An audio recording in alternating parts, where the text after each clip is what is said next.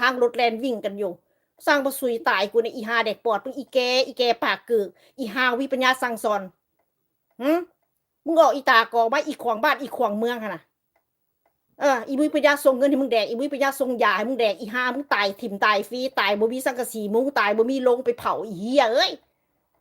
อีบาสีโคตรพ่อโคตรแปรมึงแบอีตากอเพิ่นพี่น้องเอ้ยอีลาวตาแตกตัวนี้หานางดาบูดีเลือกอาหารการกินมึงเบิ่งมึงขนาดสแต็กแดกมีมาม่า2เดียวอีหามึงอีขี้ทุก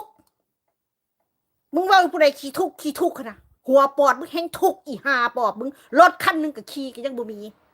แล่นต่ำป้ายรถเมล์ไปหาเก็บกวาดไปขายมึงเบิ่งชีวิตมึงทางประเทศนอกฮะ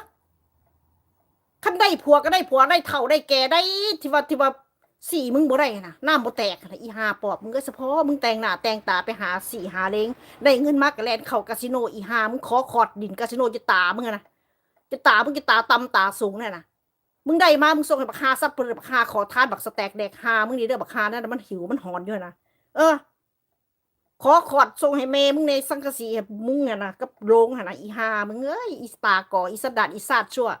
อีมาสีโคตรพ่อโคตรแม่มึงมาให้กูด่า อย่าว่ากันพวกเจ้าสิจัดการพวกสันดานพวกซาดชั่วพวกบูลลี่ชาวบ้านชาวเมืองบ่หยุดบ่หย่อนนี่นะ